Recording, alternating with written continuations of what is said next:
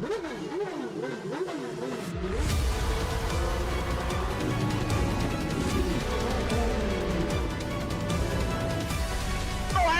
the two of them. The inside of Coates. Watkins gets too heavily involved. And that's Whitehead and Coates.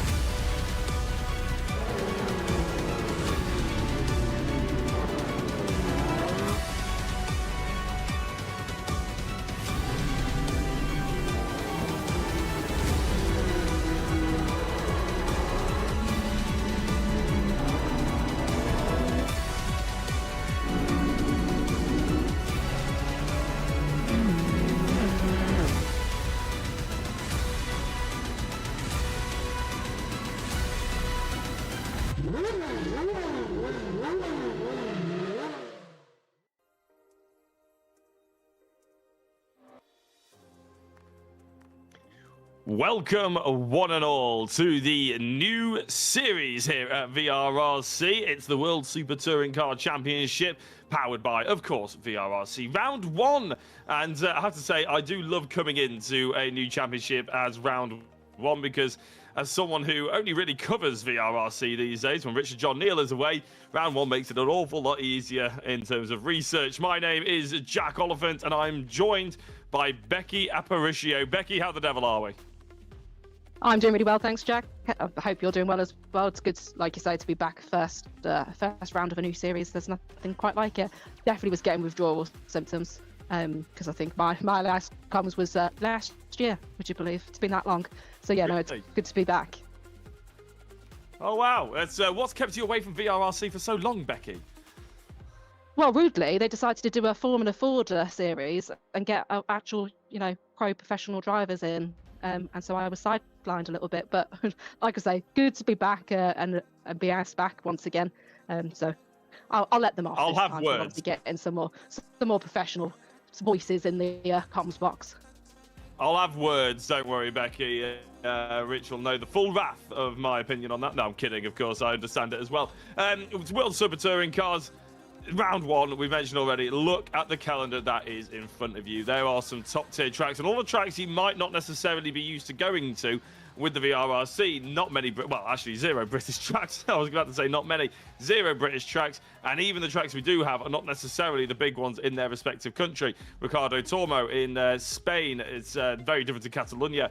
Mugello in Italy, most people have heard of it, but it's not exactly Imola. Interlagos is Interlagos, to be fair. Watkins, Glen, Nurburgring, Pascani in Romania. Most people haven't really been driven by Romanian tracks. Bathurst, of course, in Australia.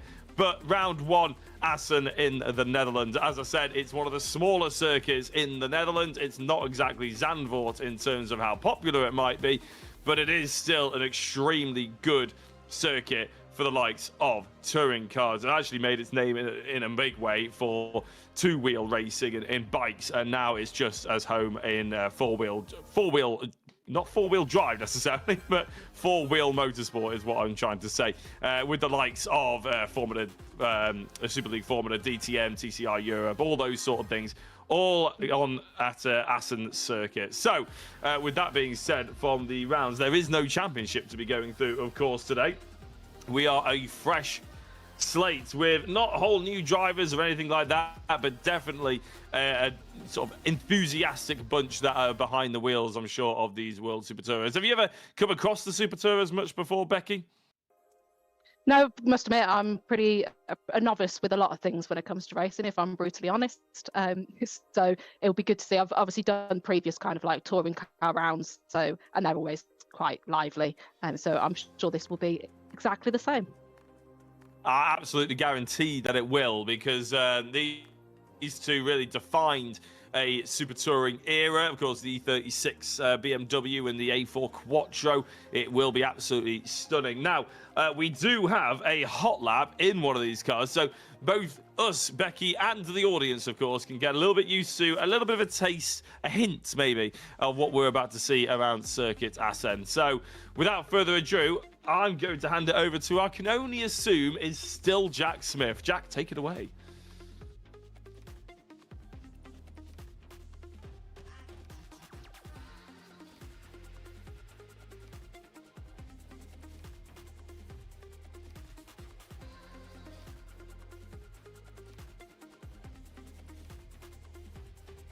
So apparently there is a little bit of a technical glitch with that one. We're waiting to see Jack Smith's race. Sorry, I wouldn't say race. Hot lap, shall we say? Before we get into the racing, just to let you know what we're doing at the bottom of your screen: 7 p.m. race 1, 7:30 race 2, 8 p.m. race number 3. There'll be interviews with all the drivers as well. They are actually currently qualified. Now that should have probably finished by now. In fact, I can see on my screen actually that it has finished. They're about 3 minutes into it. So without, hopefully, too much longer, we'll be able to see that hot lap. But realistically, the qualifying is very, very close indeed. I can tell. Wow. Okay, I've just seen the difference between the top two. Well, it's 0.002, and I believe there is a hot lap coming, so I'll let you have a look at it.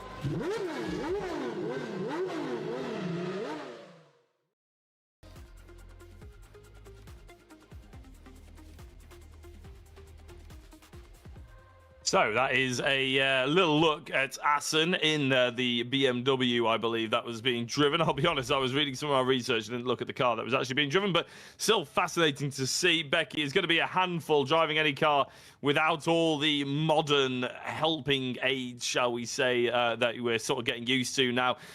This is going to be a certain test for a lot of these drivers, especially those who are driving those rear wheel BMWs. It's a lot of wheel spin on offer here, and that rear end can get quite loose. Yeah, nice and lively, which will be good. And it seems like Assen, I'm not that familiar with the track, but it seems like there's not too much elevation. There's a few cambers here and there, but it'll probably be quite a nice track for these drivers to start getting used to their cars and get the full kind of potential out of them. Yeah, apparently Assen used to be a road circuit, actually, and then it got turned into a purpose-built permanent racetrack for the TT, the Dutch TT, actually, that hosted for a very long time. Not actually sure. I'll be honest, I'm not 100% sure whether they still host it there or not, but it's still pretty fascinating. Right, let's talk you through a little bit of what's happened in qualifying. Jack Smith to Thomas Potter, those are first and second. My apologies, hiccuping already. That's not a good sign for a commentator at the beginning of a race. Yeah, Jack Smith, Thomas Potter, first and second, separated by 0.02 of a second. I know on the left-hand side, the timing tower says differently. It says Thomas Potter on pole position. It's not. That is definitely the DK Power livery in first and third. That's Jack Smith and Oliver Gibson, with Thomas Potter separating them. And with only a couple of seconds left to go, the engine notes rise and the lights are coming on. And when they go out here at Assen, for the World Super Touring Cars powered by VRRC round 1. I don't know if we've actually... So hopefully it'll pick back up and we'll be able to see what action has unfolded. Hopefully it's somewhat the same as what we've started off as, and not all of a sudden loads of cars off. But we'll soon find out. There we go. We have found out now, and I can confirm that Thomas Potter is ahead of Jack Smith on the timing tower on the left-hand side, and indeed on the road, because he's got his nose ahead of the 2 DK Power racing machines. Chris Blakey in 4th place, Andy Carroll in 5th. And look at that, Thomas Potter is off to an absolute flyer here, really pulling away from those 2 cars behind them. Gabrielle Norse in 6th place, Kieran Haynes in 7th, Scott Bugner in 8th, Lee Piercy 9th, Daniel Heaps down in 10th position. And as they fly through the midsection, we can see Gabrielle Norse looking at the inside, trying to crowbar a little bit of a gap onto the apex. Nothing really happening there. It's a bit of a medium speed corner. You can't really throw one at the inside through any of these by the looks of it. It's quite a flowing. Reminds me a little bit of Croft, this section towards the back end of that circuit, with the sunny in, sunny out. Not really enough circuits or brake zones to really throw it and try and make some kind of nuisance of yourself, but a very fast and flowing part of the circuit as we go down into the left-hand side, going into what I believe is Sector 3, into the stadium and down the gears through the quite tight chicane. Lots of people cutting that left-hand side, Becky. I don't imagine that track limits is going to have too much of an impact here. They're all cutting it that much. You can't punish everybody for every lap, can you? Oh, I don't know. I suppose it depends how strict you want to be, but it looked like everybody actually had a really good start then. We didn't seem to come back to too much carnage, and shame we didn't get to see Thomas's start then, because it seemed like he got it off the line rapidly to get past, obviously, Jack and keep both brothers behind. As we've got someone just twitching a little bit around there. Don't know if that was Daniel Heaps we saw doing a little slight small drift around that corner there. Just losing, I believe he's going to be in a Beamer as well, isn't he? I think it's actually more popularly, the Audi's been chosen more this time round. So I always like seeing who's kind of, what the most popular car is, see what people are feeling more of at the start of a season, and see if they agree with their decision at the end of it. Yeah, there are a few differences between the 2 cars, of course. Anybody who's familiar with Super Tourers will probably know the difference already. But if you are not new to Super Tourers, then, well, frankly, both of these cars will be restricted to a 2-litre 4-cylinder engine, approximately 300 horsepower. I think the Audi has 310 to deal with a little bit more weight on board. The biggest difference, though, is that the fact the Audi is, of course, 4-wheel drive. It's the Quattro what is obviously put Audi on the map for rallying as well as racing in general, whereas the BMW, and it to this day sticks with this in touring cars, of course, is rear-wheel drive only, which makes it a little bit loose, makes it an awful lot lighter, but I think has a slight limit to the revs, and it's just under 300 brake horsepower to try and make it fair with the Audi, given the fact that obviously there's a little bit of a differentiation between the weights. Yeah, mostly I think a lot of real sort of petrol head drivers, the E36, which is the BMW, is the iconic one to go for. The Quattro, maybe a little bit of a safer drive, doesn't necessarily mean it's a slower one, of course. Going through medium and high-speed corners especially, you'd be expecting the Quattro to be a little bit more stable on apex, and of course maybe getting out of the sort of slightly slower corners. The E36 has a little bit more rotation maybe, but no, 4-wheel drive, maybe getting them out of problems as well a little bit, whereas the top speed maybe is a little bit advantageous to the BMWs. It'd be interesting to hear the driver's point of view on if they've tested both cars. I can tell you for a fact that the likes of Jack Smith will have tested both of these cars, and he's currently a bit of a cork in the bottle. Looking at the inside, Chris Blakey and Oliver Gibson. That's a bit of a tight one there, and it's caused a little bit of a gap between second and third. I was about to say that Jack Smith is holding these drivers up, Becky. That is not a sentence you say lightly, because it doesn't happen very often, does it? No, you very rarely see Jack Smith on a kind of off day, shall we say. He's always putting in the performances. It's great to see everybody so close still, and we've not got Thomas is edging slightly away, but we're still so close. So hopefully there'll be some action unfolding on the later laps. I know I was looking back at some of the previous races VRRC have done, especially around Assen. and a lot of drivers have said it's not the easiest track to overtake on. So it's going to be more about picking your times and getting good momentum out of your corners, and hopefully being able to out-drag the other car. And it's great also to see some returning drivers from our Formula Ford series that was ran obviously just previous to this one. So it's great to see they've got the bug now and they're fully engrossed. Yeah, speaking of the bug, Gabriel Norris is going side by side with Scott Bugner, and that is the battle of Audi versus BMW. Gabriel Norris having to give up that one for the time being, but again, nice side by side action showing that these two cars really are very close. I'm a big fan. I always like, Becky, to sort of have a little giggle to myself. The mods that you can use on Assetto Corsa, because of course Assetto Corsa is the base simulator, and then people make mods, so these Super Tourers are mods. Then Rich from VRRC, Jack Smith, and a few other people might go into the mod and tweak a few things to make it feel a little bit more like the real car, or just make it even simply drivable, because sometimes you get them out of the mod pack and they're just not drivable. But you cannot call them BMW E36 or anything like that. They have to call them Beamer 320, or my personal favorite, which I'm going to call all Audis now, it's Auriel 4 or Ariel 4. I'm not really sure. Auriel is technically what this mod is called for the Audis. They're not allowed to call them Audis, which is a bit weird. Oliver Gibson is quickest in Sector 1, which just goes to show when he's not being lunged by Andy Cowell. Well, Chris Blakey actually is being overtaken now by Scott Bugner and maybe Gabriel Norris as well. That Gibson has some pace. Oh, who's that just gone very, very wide? Was that Lee Pearcey potentially? Yeah. Yes, it was. He's still got the same colour scheme as he did about 3 seasons ago when I last covered one of these races. Jack Smith sets the fastest time of the race, and it just goes to show how close it is, Becky, because Lee Pearcey, all he did was get a bit of a break on while he was touching the white, red and blue paint on the outside, and it completely ruined his run.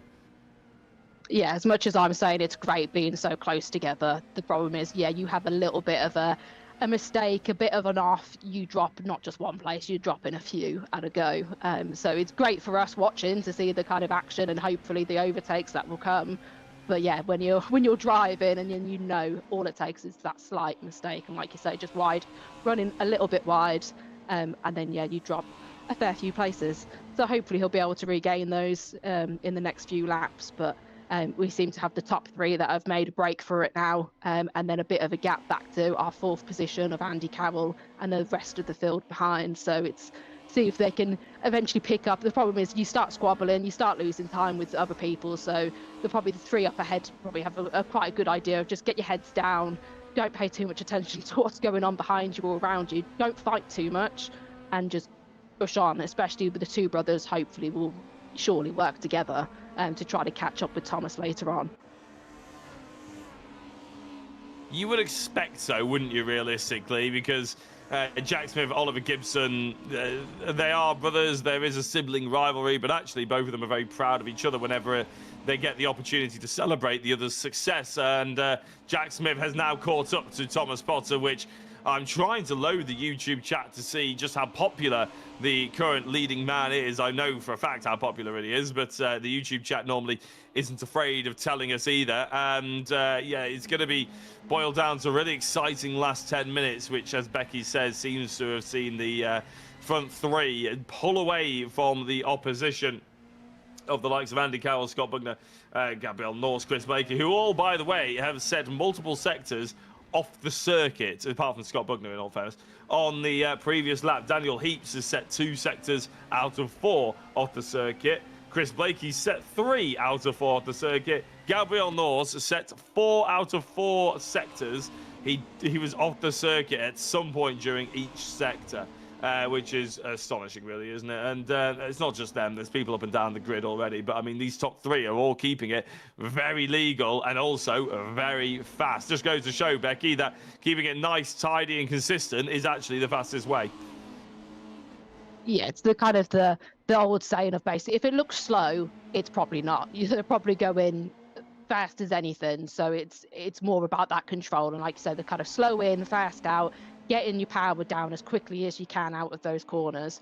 So it might not always look the most exciting and most kind of chaotic, but that's exactly what you want. You want it to be nice and steady and smooth as Jack's looking to edge his way just past Thomas. I'm assuming he's got the inside line on this, but then the outside again. So he's just having to position his car just right to not run too wide out, which, sorry, Jack, you just, sorry. Feel like I jinxed him a little bit then saying about it. But yeah, a little bit wide there, but he now knows that Thomas definitely knows he's there. So he'll line up again probably for the next couple of laps, kind of settle back down, or maybe even give his brother a go. If I was Ollie, I'd probably sit back and be like, you go do the work and I'll just pick up the pieces afterwards, thank you. Yeah, I mean, that's typical younger brother mentality, isn't it? That's definitely what I used to do. Just let Tom do everything, and then I'll just get the hand-me-downs and do it better. That's what Oliver Gibson's probably hoping to happen right this second. But Thomas Potter, to be fair, there was a bit of contact with himself and Jack Smith. Yeah, I don't know. Thomas Potter was sort of dabbing the brakes, wasn't he, as he was going through those couple of corners, Becky. So I didn't get the impression he was trying to run Jack Smith wide. He gave him room on the outside on the final exit, and he was trying to dab the brakes. It wasn't like he was trying to run him completely off the road. There's good racing respect between those two, and I think even Jack would say that it was an ambitious move in the first place. It's all fair and love and war in that in regards. With 8.5 minutes left, you can guarantee that there will be another lunge somewhere. Speaking of lunges, Daniel Heaps has certainly got an opportunity here on Scott Bugner, but Bugner parking his car a little bit narrow and deciding to hit the brakes slightly early and aiming towards the apex means that Heaps has had to, well, he completely missed the apex, actually. He sort of was a bit blindsided with potentially where his braking zone was, meaning he wasn't going to get the move done. I can see in the YouTube chat that we've got a Thomas Potter fan. That is Thomas Potter 7702. I imagine that's his actual YouTube page that's maybe getting ran by his sister Catherine, as Jack Smith looks to go and overtake Mr. Potter for the second time in as many laps, and going through the final chicane. He has got the job done for the time being, but he's absolutely white lining it in a defensive position to try and scare off Potter, force him to the outside and try and make him do the dirty work in the hardest way possible. Potter holding around the outside just about legally. Oliver Gibson trying to pick a driver to follow. I thought he was going to make it 3 wide. Thankfully, he didn't, as Jack Smith holds on to the position for the time being. But this circuit, Becky, you said it earlier, outside becomes inside, becomes outside, becomes inside, it seems, as Potter bins Smith. A crash in the first and second place. Potter goes into the side of Jack Smith, gifting Oliver Gibson the race lead. Andy Carroll, out of nowhere, up into second place. Potter, I think, was trying to let Smith get back underway. Smith has gone back ahead. Potter will feel probably quite guilty about that, because I guarantee you he didn't mean to do it, but that doesn't mean it didn't happen, Becky. And for Smith, although he may well know that Potter didn't mean it, for him it's still not a first place, is it? Yeah, it's always frustrating, especially if it's not your mistake that's caused you to kind of lose a place. Thomas does regularly, if he makes a mistake and causes any sort of issue, he'll drop back, let a driver back through. So he's obviously allowed Jack to go in front of him again. He did almost seem to rectify him after he had that bump on the back. He almost then hit his front and almost righted Jack Smith as well, as an almost like, sorry, didn't mean to do that. There you go, back on track, and they're off again. So hopefully that's not going to do too much damage to the rest of their race. Obviously, Ollie, as it looks like, actually we've got a bit of a fight with Thomas and Scott now. So Scott's obviously eager to get past. So whether, again, Thomas might be carrying some damage, and obviously his car's not performing as well. So Scott's then like, I know I can get past you. I know I've got more pace than you now. So it looks like he might just about, as that looked a little bit questionable there. Yes, I think there might be an exuberant manner from Scott Bugner. That was definitely tapping him wide at the apex. But I keep forgetting, really, Becky, that we should probably be impartial, really, shouldn't we? And let the stewards decide what to do about it. But maybe Thomas Potter a little bit shaken with that contact with Jack Smith. I actually saw that his own YouTube page ended up commenting in the YouTube chat saying, "Send it, son," as he sent it on Jack Smith. It was ill-timed. Elaine Gibson, good luck Jack Smith and Oliver Gibson, What I was about to say actually earlier, Becky, is the fact that of anyone that Jack Smith could potentially lose the lead to, I'm sure Oliver Gibson would probably be the top person on his list, really, wouldn't he? Obviously, keeping it in the race win in the family. But Andy Carroll is not an easy customer to get past or indeed keep away from that top step. He's a wily old customer, is Andy. He's been around VRRC for an awfully long time. Looks like Oliver Gibson has just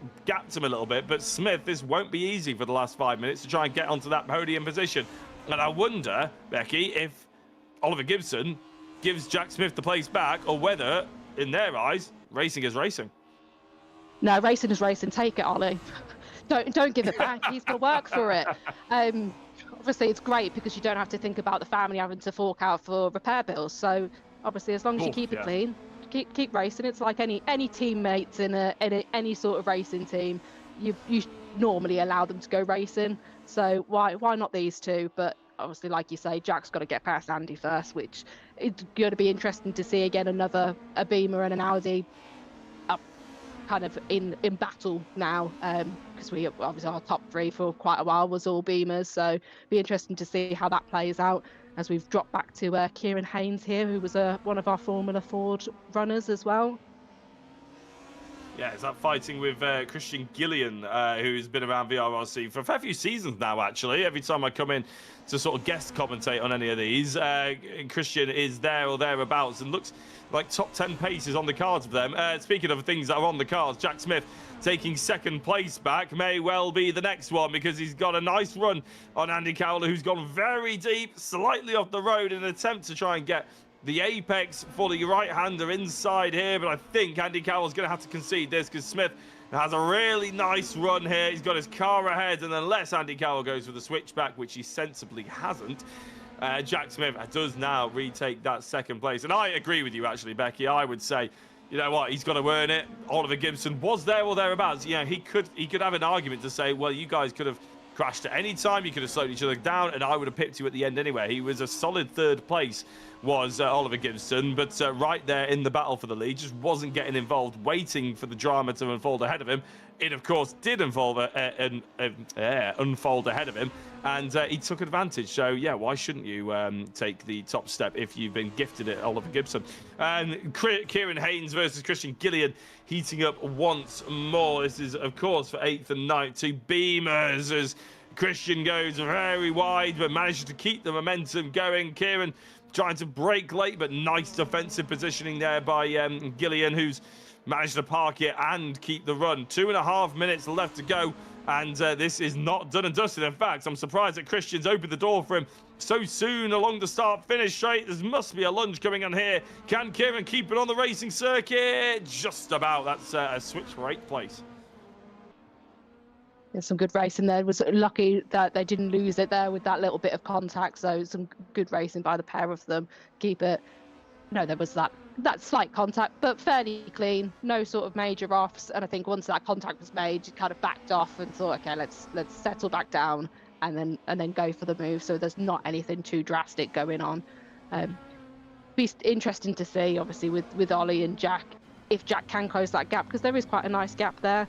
But I think, like you say, it probably makes a more proud kind of big brother moment to be like, actually, yeah, no, you kept it clean, you kept out of trouble, because sometimes that's what racing is as well. It's keeping out of trouble, making sure you don't get collected by anybody, and caught up in too much too many fights that you don't need to be part of. Yeah, and it is very early in the season, of course. This is only round 1. We've only had one race. It's not even finished yet of this first round, and each round, of course, has 3 races. So there is plenty of racing left to do. Andy Dorman, Thomas Potter, who is going to be very disappointed that he's dropped outside the top 3 at all. Of course, he'll probably think maybe it's a little bit self-inflicted, but he won't be happy with how he lost the position to Scott Bugner, as there was quite a bit of contact with that one, and dropping outside the top 4. It's 5th place. He's lunging up the inside, Becky. That's a huge lunge. Well, his YouTube chat were telling him to send it. I think that's a little bit too keen. I can't believe that Dorman hasn't taken advantage of that one, but Bugner has managed to keep 4th place. I imagine that'll be that. Gibson, Smith, that gap has come down from about 1.2 seconds down to 8 tenths, so 4 tenths of a second in the last lap. But there is only 30 seconds left, which means I think this will be the final lap of the race with Andy Carroll sat in third. And to be fair, since he was unproblematic, Andy Carroll, wasn't he, before? He's been unproblematic since he's got into that position. Fair play for a third place. It'll be interesting to hear how his opinion with the likes of the Audi versus BMW debacle compared to Jack Smith, Oliver Gibson, who are, of course, both in those BMWs. Yeah, good contrasts of opinions, potentially. This is going to be the final lap of the race. Oliver Gibson is losing time to Jack Smith, but Becky, it's been a solid drive by Oliver, hasn't it? Yeah, no, a great drive from Oliver there. So he's, like I say, kept it clean, kept out of trouble. He took the lead and he's kept in the lead.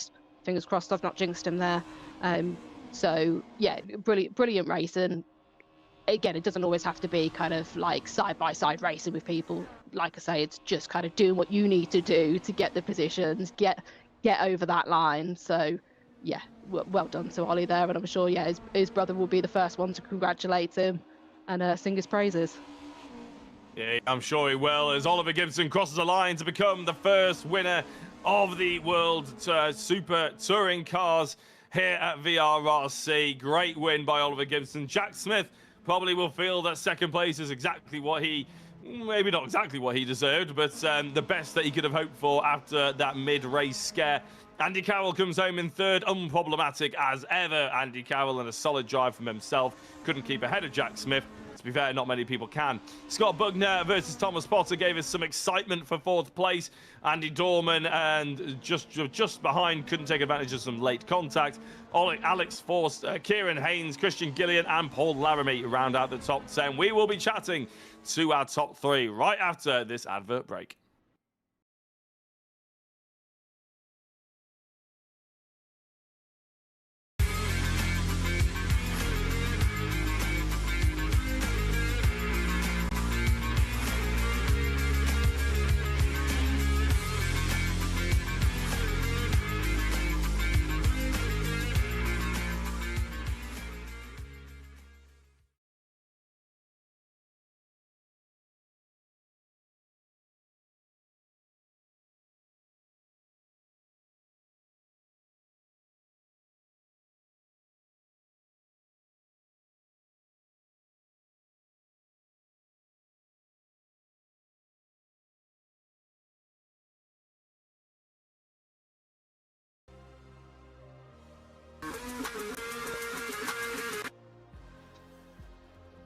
Well, we are back, and I'm proud to say we have got at least one driver who's come in for an interview, and it is your third place driver, Andy Carroll. Andy, I said at the end of that, unproblematic as ever.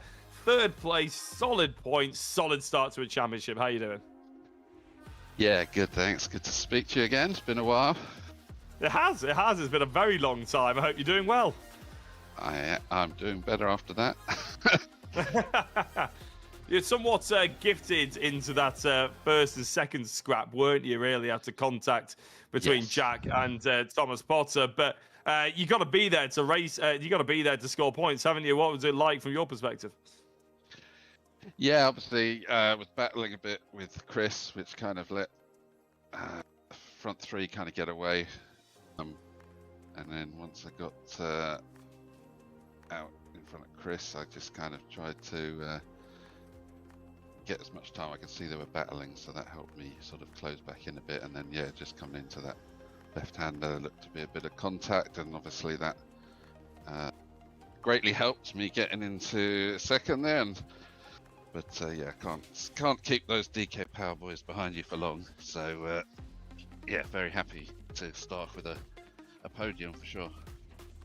Yeah, you're one of the drivers, or one of the, I was going to say few drivers actually, but Scott Bugner's in the same car in the top 5 as well. But you're somewhat outnumbered on the podium, at least, with the car choice that you've gone for, or the Oriel 4, as of course it's not an Audi, is it? But yeah, what's that like? What came to the conclusion of I'm going to pick the Audi over the Beamer? Well, I'm definitely a front-wheel drive person. Fair. It drives very front end like the Mini did, so I quite like that. But it's pretty awful off the start, unfortunately. All you do is just light up the fronts and you just let all the BMWs come past you. So apart from that, I think they're fairly evenly matched, but Andy's got a bit more top end, so you can sort of catch up on the straights. But yeah, you've got to sort of settle for losing 2 or 3 places on the grid off the start if you've got BMWs anywhere near you. Now, I'll be honest, I didn't fact check this before, but the mods you're using and everything, is it all-wheel drive or front-wheel drive? It's front, yeah. Ah, it's front. It would be nice if I could do with some all-wheel drive. But no, it's fully front. And yeah, as soon as you lift the clutch off the start, you know about it. It's just like, yeah, the front wheels spend about 30 seconds trying to grip, and then they go. Wow. But yeah, by that time, obviously, all the BMWs have driven away. But yeah, other than that, actually, it's yeah, I'd have no chance with the BMW. Well, they didn't drive away from you in the end, Andy, because you were maybe not quite, a couple of tenths maybe per lap off the front two, but you still maintained a solid 3rd place. So massive congratulations. Do you want to shout out anybody before we let you go? No, just my teammate there for giving me a bit of a bump when I was battling Chris, which pushed me out in front. So thank you, Scott.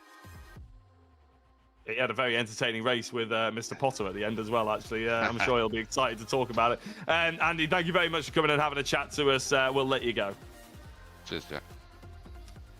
And on to 2nd place driver, Jack Smith. Jack, that was thoroughly entertaining from our perspective. You had outright unbelievable pace as per usual, and a 2nd place. Congratulations. How was that from your perspective? Yeah, it was all right. I mean, there was a couple of issues on my end. I had no audio for most of it, so I don't know what it was like. As soon as I got near people, it sounded like I had, when you have a car window open on a motorway, it sounded exactly like that, and it was just like I couldn't hear a single thing when I got near people. It was so bizarre. But I think I've got a fix for this one. But like, that was brutal. As soon as I got near anyone, it was so hard to focus because you have that popping noise in your ear. It was crazy. But yeah, so I had that, and then obviously I'm not really sure what happened with Thomas there, but yeah, that took us both out of the win there. So, yeah, is what it is. I was relatively happy coming into it. I think I've got the pace to win at least one race here tonight. So yeah, just got to get my head down again and see what we can do from wherever we are on the grid. I'm not sure. It's like middle of the grid, I think. Top 10. I think it's top 10 reversed. Yeah, so we'll see what we can do. You'll be. Sure. 8th or 9th, I should say. Actually, realistically, we saw the moment with Thomas. Up until that point, it was good, solid racing, wasn't it? And I think it was just a lapse of concentration from Thomas that meant, obviously both of you got turned around. He's a respectful racer, so are you. So I'm sure there isn't any malice to it. But apparently we got to move on. I didn't realise how long we got, sir. Okay, sorry, Jack. Anybody would like to give you a shout out to before we let you go? Just a quick shout out to guys at Hopcavern, everyone in my family, and I know they're all watching it tonight, and Dave as well from DK Power. He's always watching, so yeah, shout out to all of them. Brilliant. Thank you very much. We'll let you go, Jack. Cheers, mate. Thank you. Now, Oliver, I have no idea how long we've got, but a big congratulations for 1st place. I mean, that was not gifted to you because you were right there in 3rd place, but you must be very pleased to have taken advantage. Yeah, happy with my pace, obviously. Yeah, like you say, you got to be. I was there at the right time, so it's a shame about the contact with Thomas and Jack, but yeah, no, I'm happy with the result, and I won 2 in the 1st round is usually a good start, so yeah, I'm happy with it, and the pace was okay, just there's that little bit more to go till I catch Jack, but no, overall happy, and it's nice to just get a win straight away, so instead of waiting for ages, so yeah, happy with that. Yeah, off the mark pretty much instantly. Now, I'm not entirely sure, but you may only have a couple of seconds before you actually have to go racing, so we're going to let you jump away, Oliver. Hopefully we have a chat with you later on. Yeah, no worries, thank you. Cheers. Right, apologies, ladies and gentlemen, about the rush nature of the 2nd and 1st place on the podium there. We ended up having a nice chat with Andy Cowell, but I think my inexperience, or just the fact that I've come back to this and not necessarily in the full flow of things, means that we were a little bit tight on time. So I do apologise for that. If yeah, admittedly, we probably speak to Jack Smith or Oliver Gibson every single week, so I'm sure you already know what they're going to say. But next time, I will try and divvy that up a little bit better. Hopefully, everybody enjoyed having a chat with Andy Carroll. Right, top 10 reverse grid means Oliver Gibson starts in 10th place, obviously, with Sam Walton, who is on first. Now, that is surely not correct. I don't think Sam Walton came 10th in the race, but I could be completely good. Yeah, there he is. He is there, to be fair. I just don't remember him being in 10th place. Paul Laramie in second, Christian Gillian third, and the top 2 rows rounded out by Kieran Haynes. We saw quite a good little battle between the likes of Kieran Haynes and Christian Gillian. I would enjoy seeing that happen again. But Becky, as Andy was saying, the Audis, the Ariels, are not necessarily very good off the line with their front-wheel drive nature. The Beamers are going to launch past them, aren't they? So I would expect to see Kieran Haynes, the only Audi, the only Beamer, jump ahead of these guys. Yeah, he'll be feeling quite smug about his choice here, so hopefully he'll get a clean start and pass all the kind of the 4 cars ahead of him. Yeah, and as the engine notes rise, the lights are coming on, and hopefully we don't get a frozen feed this time. No, I can see exactly what's happening, and this time it is Kieran Haynes that is pulling past at least one driver into 3rd place, past Christian Gillian. They've gone into the middle of the circuit. Can they try and slot their way through the middle? No, they have not been able to for the time being. Scott Bugner drops behind in 9th place, which means Oliver Gibson has retained his 10th place position, but Jack Smith launching himself all the way up into 6th, straight off the bat. Andy Carroll in 7th place. And look now, Kieran Haynes trying to go up the inside, the front 2. And from 3rd into 1st, Kieran Haynes leads here at Assen with Sam Walton and Paul Laramie in 2nd and 3rd. Andy Dorman, in 4th. With Christian Gillian in 5th, and Andy Carroll said the Audi's got a little bit more top end. Sam Walton trying to show that exact characteristic here between the Audi and the BMW, but the BMW with the inside line gets a nice drive off the circuit, off the corner, and carries on, and I believe that's Lee Piercy in the background, or at least someone who has gone tumbling down the order sideways off the side of the circuit. With BMW crawling all over the Audis here. Becky's going to be a little bit hard work as there's incidents ahead and there's crashes, there's gravel, there's clumps of dust and a car that's turned the incorrect direction. There's carnage here, Becky, in the first lap. Yeah, I don't quite know what to say there. That all kind of kicked off in that last sort of 10 seconds there. And yeah, Jack and Ollie seem to make it through cleanly and avoid any sort of damage and avoid the kind of cars parked in the middle of the track.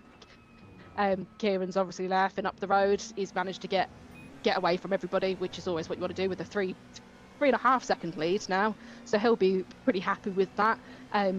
Yeah, the Audis were just praying for those straights to come a bit sooner to be able to, like Andy was saying in his interview, get the power down on those straights because they just bogged down any other time. You could see actually when we had the kind of getaway at the start, you could see that, as that's Andy Carroll just got into the side of, was that Alex Forster? Or was that Andy Dorman they went into the side of? Not too sure. Yeah, I'm not entirely sure either, actually, because I was just looking Dorman, at my notes. because he's still behind. And I think Alex Forster's up ahead just behind Jack Smith. So we're going with that. So it looks like Andy Dorman managed to recover fairly quick from that. Luckily, it might have not been, I didn't know if he lost it completely, maybe just a bit of a slide out of that, and has managed to get back on track. But Andy Carroll is not holding up. He's continuing on. He probably wants another podium after his first one of this evening. Yeah, well, I mean, they were both in Audis, aren't they? So both were front-wheel drive. To correct that sort of back-end nudge, all they have to do is put the foot down and keep driving in the right direction. So he probably was Andy Dorman, who recovered nicely. Jack Smith in the BMW, though, is absolutely charging his way up the order. He's into second place already, ahead of Alex Forster and Paul Laramie. There's a big gap to Kieran Haynes, who's done an absolutely brilliant job, Becky, haven't they? But you get the impression Jack Smith, with 15 or 16 and a half minutes to go, he's a difficult driver to keep in tow. Keep behind you. You would expect him to really push on hard. Yeah, Jack always says in his interviews he pushes every single lap, so that's always a terrifying thought for any of the other drivers. So yeah, I don't think anybody ever thinks there's a big enough gap that Jack probably doesn't close down in, especially when this is what, the second, third lap? second lap. So Yeah. yeah, we've got plenty of time for him to get on with it and close that gap. And again, it's that pressure. You see somebody behind us. You just saw Paul going a little bit wide because we had Andy just pop up in his wing mirror just suddenly, which again put me off a little bit. So if you're driving the car, it's going to be a little bit like, oh wow, you've just come out of nowhere. So yeah, Jack will do the same sort of thing. He'll make sure that Kieran knows he's chasing him down, and then that hopefully puts them off a little bit, makes them have a little bit of a moment, not as neat a corner, doesn't hit the apex of a corner just right, and that's all Jack will need to start closing that gap down. Yeah, it's useful, isn't it, when you interview someone so much, you can pretty much anticipate what they're going to say in the interview.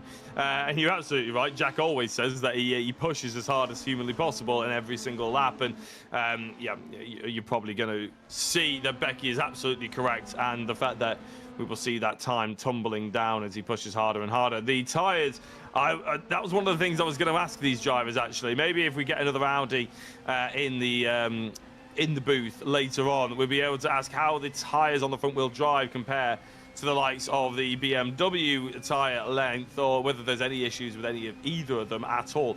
Oliver Gibson in the BMW, hunting down Paul Laramie, who breaks himself, goes wide, goes really wide actually, and allows Andy Dorman to go all the way through, and well, Oliver Gibson into the top 5, so not making quite the difference that his brother was making, but I think there was a few drivers off in the background as well. Is that Callum Einstone? I'm not entirely sure. He seems to be made a bit of a gap, but equally doesn't seem to have dropped all the way off the back order. So it might not have been Callum Einstone at all. But Andy Dorman is going to have to try and follow Oliver Gibson. Here is Jack Smith, who is caught it rather significantly. Looking at the last laps, there was a 6/10 difference between Jack Smith and Kieran Haynes. Jack purpled sector 1 and sector 3. Even though Kieran greened sector 3, he was still a 10th basically down on what Jack couldn't manage. Kieran also going off in sector 1 and putting in a 34.1, whereas Jack Smith 33.7. So there is a massive difference between the two in terms of raw pace as we're going into the sort of second third of this race. The whole initial carnage has calmed down, and this is the point where drivers really do start to bed themselves in and try and line up the attack for the last 5 or 6 minutes, isn't it, Becky? It's a real crucial part of the race, especially when you're dicing with drivers this closely as this sort of a gaggle of cars are with Alex Forster, Andy Carroll, Oliver Gibson and Andy Dorman. Yeah, these drivers will be wanting to make the most out this time, especially when you're so close together. Get past these cars, make the most positions that you can. Try to catch up with Jack up the road as well.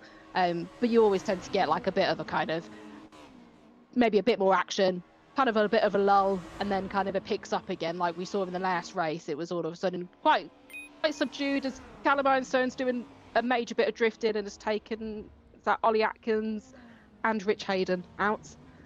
So that's 3 cars that will be rejoining, hopefully avoiding everybody else that will be circulating around track. But that was quite a big one.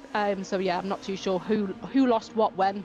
I just saw Callum more sideways than anybody, and then I think everybody else kind of reacted. It's a sort of crash to where you're glad you're watching it in a simulation, aren't you, really, rather than an actual race. But the likes of Alex Forster has just been overtaken by Andy Carroll, and Oliver Gibson almost following directly through, but it wasn't to be for the time being. The gap for the race lead has dropped down to 1.3 seconds. On the previous lap, it was a massive on the previous lap, Jack Smith was 1.2 seconds quicker than Kieran Haynes. Their best laps, they actually both pretty much achieved their best lap in the previous one. The fastest lap of the race, I believe, is Jack Smith with a 1:42.0. As Oliver Gibson looks to try and get his way around Alex Forster around the outside. That is difficult to do, Becky, but he's absolutely nailed it in what is quite a narrow part of the circuit. Yeah, following Andy Carroll through because he managed to get the move done a little bit earlier. So they're both pushing on. Again, fighting for the final podium place, as Andy Dorman's just going up the inside of Alex Forster as well. It's unfortunate, like I said earlier, sometimes you get the off that then causes you to lose a few positions. Sometimes just an overtake just puts you off your groove a little bit, and it's not just the one car that will pass you, it's a few, because you've just lost that momentum. So it seems to be that, unfortunately, is the case for Alex Forster at the moment. He's had a couple of overtakes now made on him, and now he just seems to have lost that momentum. So he just needs to kind of focus again, get back in his zone, kind of almost ignore what's going on. Obviously not to a point where you're going to crash into anybody, and completely ignore the fact that they're there, but just focus on what you're doing, which is always easier said than done. It's always very distracting when you've got a car basically rubbing up alongside you.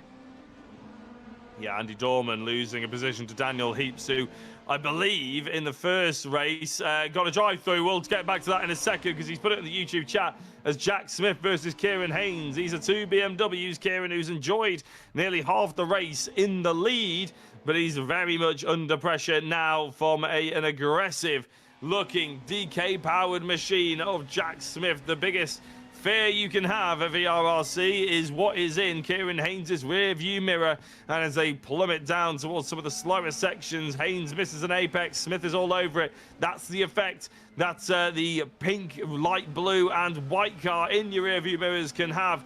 Haynes just needs to keep calm. He misses an apex again, but to be fair, you don't really need to hit that one. So that's okay. You need to nail the next couple, though, and he's all over the inside. Nicely done by Kieran Haynes. He needs to make sure that he comes out of the final corner with a decent drive, and in the race lead, he's a little bit wide. He's dabbing the brakes. He's missed an apex. He's gone wide. What can Jack Smith do going into the braking zone? Kieran Haynes retains the position for the time being. He needs to get a decent drive, which he's done just that. He survives one more lap. It's going to be a long 9.5 minutes here, Becky. I can feel it already for Kieran Haynes, because Jack Smith looking at the inside, and Kieran hasn't stopped it. Onto the apex, Jack Smith goes. Can he stop the car? Kieran gets a decent run. A little bit wide goes Jack Smith, and this is going to be dicing back and forth between the two, but Smith has the momentum. I think the job is done. Becky, he did that with aplomb. A little bit of track limits, potentially. Some people might have a bit of a complaint about how wide he went through turn one, but ultimately he was always going to take that position eventually. Yeah, you just kept checking back, and the gap between Jack and Kieran, and it just kept not even just slightly closing down. It was just chunks were being taken out of it. So I think Kieran knew it was probably inevitable, tried his best to put up as much of a fight as he could physically do to keep Jack behind. Again, he's got 8.5 minutes or just over to potentially mount an attack back on him. So let's not throw it all away just from that moment and think, okay, we're not going to be able to do anything. He can just, again, resettle, get his call back, and then he can always go on the attack in the later stages, because again, that's probably the time you want to pass Jack Smith, is literally right at the last minute, so there's no chance for retaliation. Yeah, I mean, even to be fair, if Kieran stays in second place, it's still a damn good position, and he's proved that he's a lot faster than Andy Carroll, and the likes of Oliver Gibson be a good race potentially, because Oliver Gibson's not quite as quick, but he's proven that he's quicker than Andy Carroll, and he's got Andy between himself and Oliver, so he could end up with a fantastic second place. As Dorman versus Forster, it is Forster, yeah, sorry, not Foster, I might have said Alex Foster earlier on. Alex Forster, the typeface is slightly small there for me, my apologies. Andy Dorman has managed to get it, and look how much turn he has to put onto that steering wheel to get the front wheels turning. That's surely churning up the rubber on the front left tyre. I also maybe have to make an apologies earlier on. I said Thomas Potter has commented on the YouTube chat. It's probably being ran by Catherine. Well, that is absolutely incorrect, because Catherine is, of course, in this race, currently in 18th position. So I apologise for that, for missing that. Catherine was on the grid in that first race. I just got a little bit carried away in the fight for the top 5 a little bit. So yeah, Thomas Potter, don't know whether the YouTube chat is being controlled by potentially one of the parents or a family friend or something. Daniel Heap saying hate drive-throughs, which is what I was going to mention earlier on, Becky. Drive-throughs mainly administered for drivers who have jumped to the start, which is a bit of a shame with Daniel Heaps, because again, he looks like he's taken a couple of steps forward since the last time that I commentated on VRRC. He got some good pace behind him. Yeah, he's been doing really well in actually a mix of the series. He did actually performed really well in the Legends, which I commentated on a fair few months ago now, but yeah, he seemed to really enjoy that as well. He regularly jumps on line with Thomas Potter as well, so they have a good banter between the pair of them, and they always kind of seem to bring out the best in each other, or maybe the worst. I'm not too sure. A lot of kind of jibes at each other and saying obviously they're pretty slow, so it definitely gets them pumped up and raring to go for our race evenings on a Tuesday. Blooming teenagers. There's no respect these days. I'm kidding. It's obviously a respectful banter, I'm sure. Yes, I do think, though, the drive-through penalty would have been due to a false start infringement, just looking at the rules. You actually mentioned before we went live, Becky, that we've got a safety car and full course yellow procedures, actually, in the driver's briefing document. It's number 22 out of 23. We haven't seen any safety cars or full course yellows for a long time. To be fair, since you've been commentating, have we had any full safety cars at all? No, I don't think we have. I think there was a slight issue on one of our races. I can't remember which one, but it kind of came up and a few drivers were caught out by a yellow flag. And obviously they were reassured, if you do see a yellow flag, obviously follow it as you normally would, because otherwise the server will penalise you. But any other time, I think, again, that's the joy of virtual and sim racing, isn't it? We can go racing, even if there are some crashes and stuff like that going on. It's not too much. It's not we don't need to stop and, get people to safety and rescue people from their cars. We can just kind of keep going. And a lot of times, if the car's too damaged in sim racing, you exit and you return to pits, and it kind of carries on as normal. So that's the joy of it. We don't have to kind of have the stop start and any red flags, because that's never fun in racing, is it? Having to sit and wait for a resumption of a race. No, it's absolutely not, as Thomas Potter goes up into 10th place. I remember back in old VRRC, I mean, but that might even predate Thomas Potter. The likes of Andy Carroll and Andy Dorman and other drivers like that may well remember it. I don't think Jack Smith was racing with us at that point. Scott Bugner certainly was. But yeah, we actually used to have safety cars, but it used to be the fact that Rich Hayden would sit in his computer watching the race as a basically live race director, and if he saw an incident that needed a safety car because he thought it was going to pile up too many drivers, he would call it, and he would actually drive the safety car. So he would throw a full course yellow, he'd go out there and drive the safety car, and then come in once everybody has calmed down just a touch. It was a system that worked quite well for large part of it. There was some glitches with it a little bit, people still not obeying it, and Rich obviously wanted to race himself. It took an awfully lot of taxing time from him, so we sort of scrapped it, but it looks like it's still technically on the driver's briefing in case he wanted to bring it back at any point during any of the seasons. Anyway, we haven't really focused on too much about what's going on. I said Thomas Potter has jumped inside the top 10.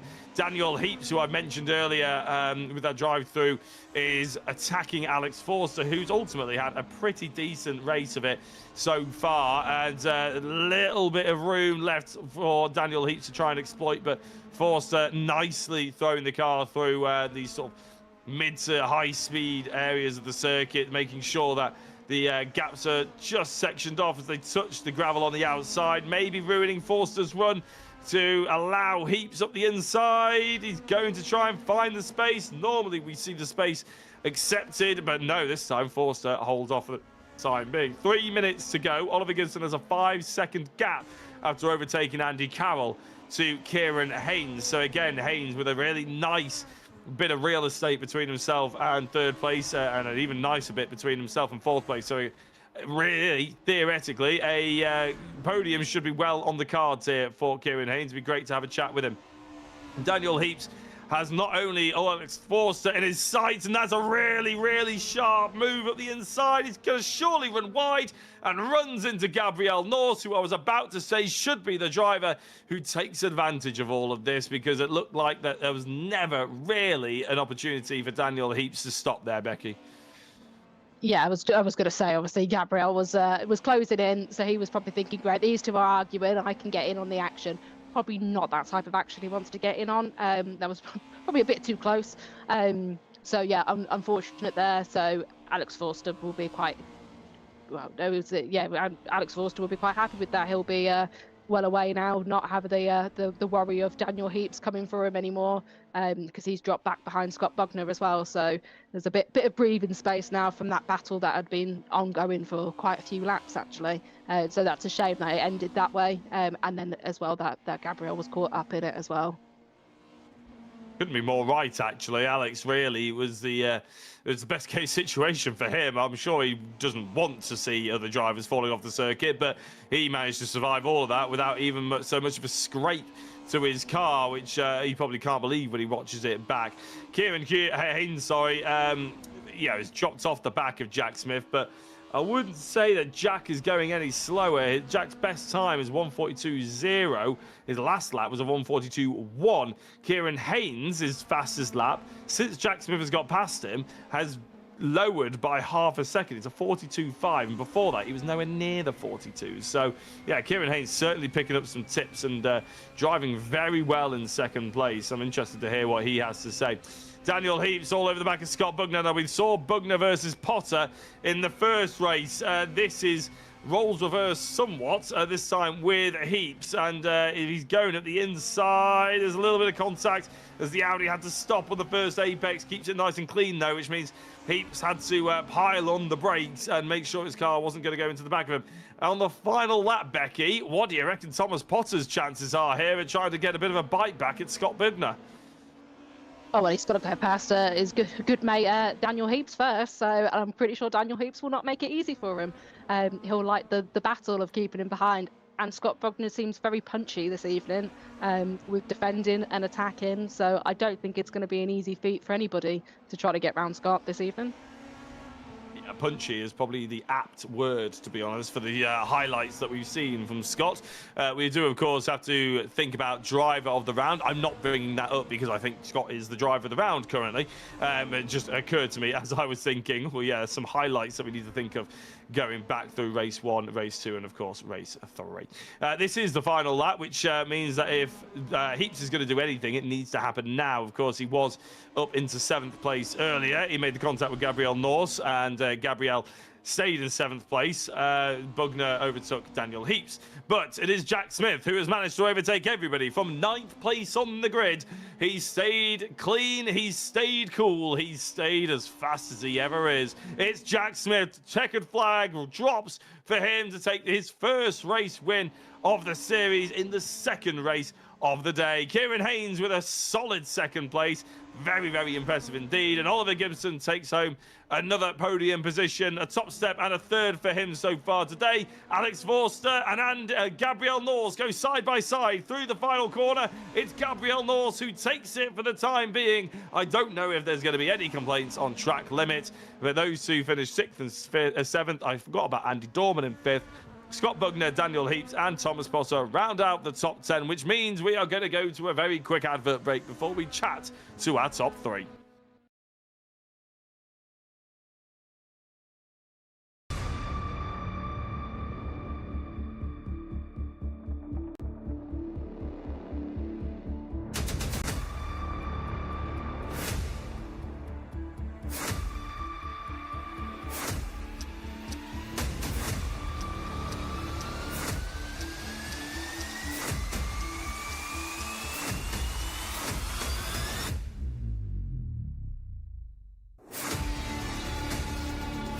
Stages of the second legend start race.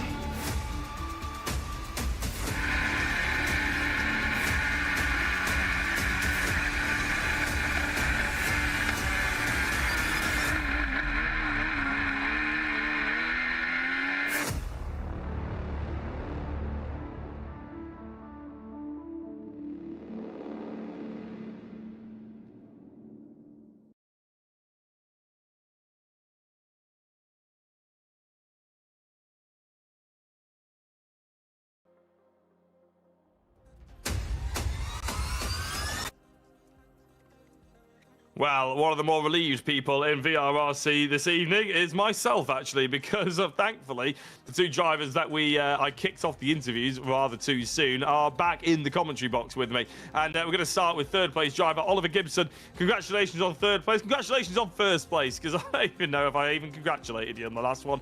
Oliver, we'll have a little bit more of a chat. How has your evening been so far? it's been pretty good. Yeah, pretty much obviously a perfect start would be 2 wins, but it's not bad. So yeah, no, very happy with it. Me and Jack, obviously, Jack's had a second and a first, and for me a first and a third, so it's going pretty much to plan. So yeah, not much That one was a little bit else to say. harder. Yeah, That was a little bit harder though, wasn't it? Because obviously that reverse grid means starting in 10th place, you had to keep your nose clean through a lot of carnage. Yeah, I got pretty lucky.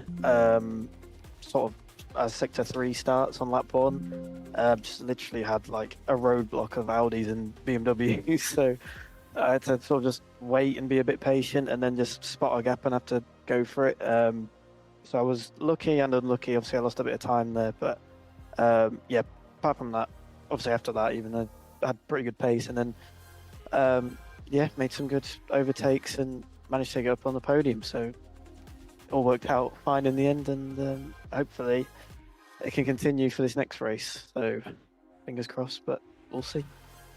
One thing I wanted to ask before we let you go, tyre length and tyre duration, all that sort of thing. Do you find that there is much of a tyre degradation on these cars in this championship? Yeah, I think it was maybe for me. I think in about the last 3 laps or so, you do start to properly feel it. But for the BMW, it's not actually that bad. I thought it was going to be a bit worse, but maybe that's just the track. But yeah, you do get a little bit more sideways, and you start missing apexes and stuff in those last few laps. So that's really where I think you start to see people struggling. So, but I think the hardest thing in this actually is following the car in front, because it's just these cars are so big. You literally, your whole view is the back of someone else's car. So you're going into this next fast corner, you don't know where you're turning. So you just got to sort of hope you know where the track goes. But you know, tyre wear is fine, I think. I don't know Fair what it's enough, like on the Audi, obviously, but yeah, it's fine. I was going to say that's my question for someone on an Audi when we get there Yeah. again. Brilliant. Thank you very much, Oliver. Congratulations on the race win and 3rd place, and we'll speak to you later. Thank you. Cheers. And coming up next, Kieran Haynes in 2nd place. Kieran, a solid driver, I have to say. I mean, it's you know Jack Smith's a man, the myth, the legend sort of things, but you were quicker than everybody else there. I mean, rapid, great start from you. How does that feel?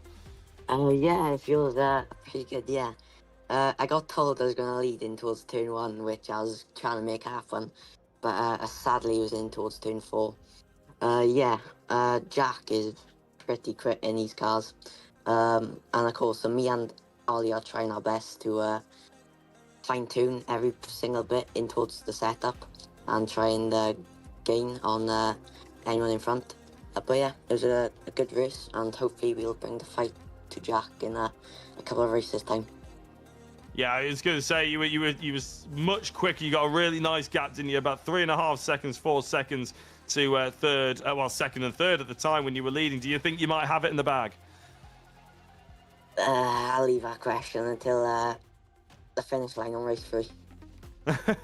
Fair enough. Can't argue with that. Brilliant. Thank you very much, Kieran. I'm sorry the timer is ticking down forever, very quickly for me. But is there anybody you'd like to give a shout out to before we let you go? Yeah, I'll give a shout out to my family, friends, and Swift Cooper so far here in Amiens. Fantastic. Thank you very much, Kieran. Good luck for race number 3. Thank you.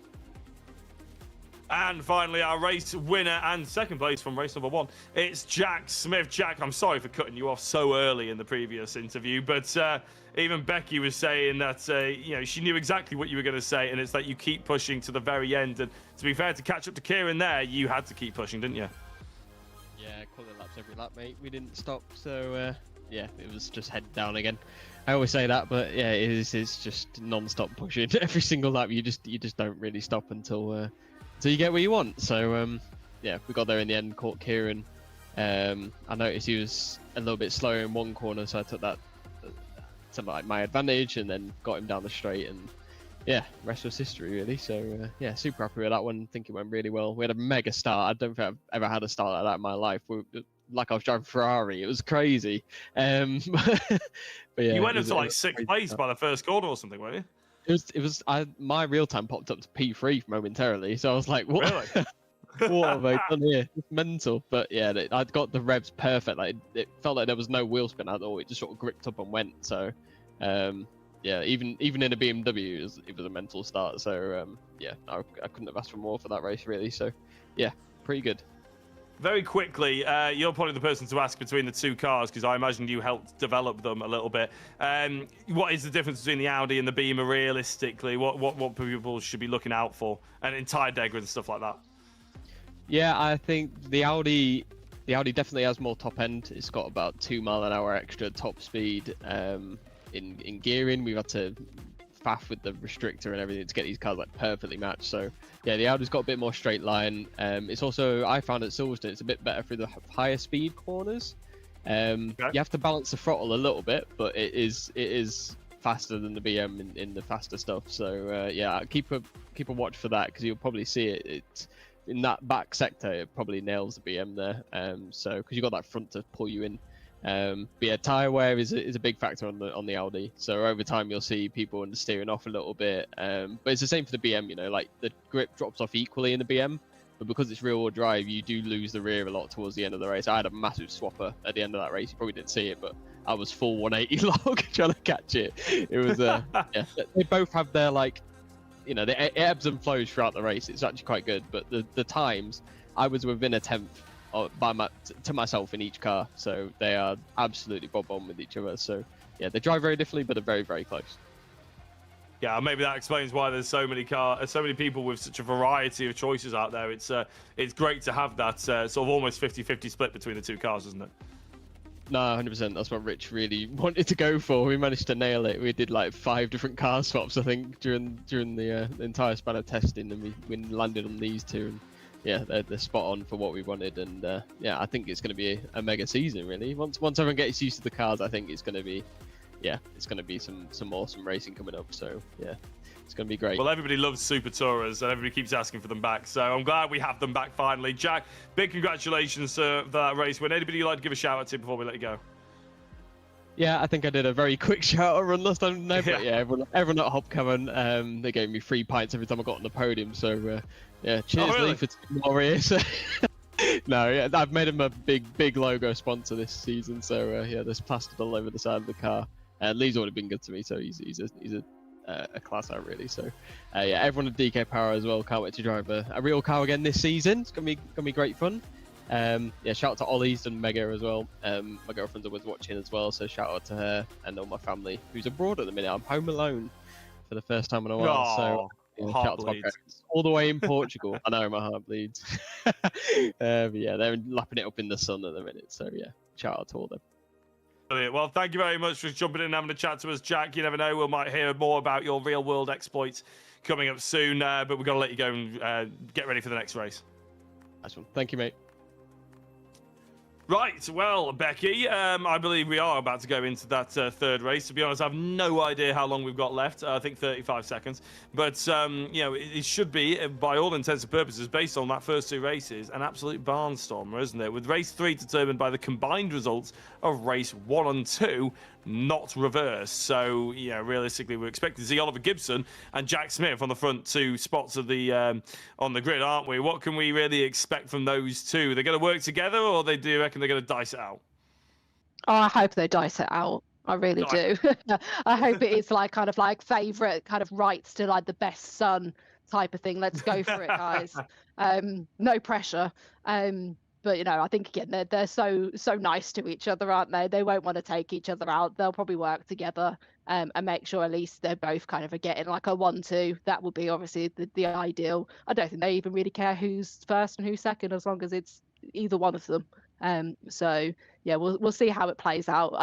That's something I should have actually got you to ask, and I hope we can always ask it next time if they do end up on the podium. If they do have a game plan before they come into these races, if they do sit down and say, well, actually, again, like almost again, good teammates would sit down and say, well, if I'm here at this position at this point in the race, that's mine now. There's no more overtaking, no more going for kind of moves. It's too risky.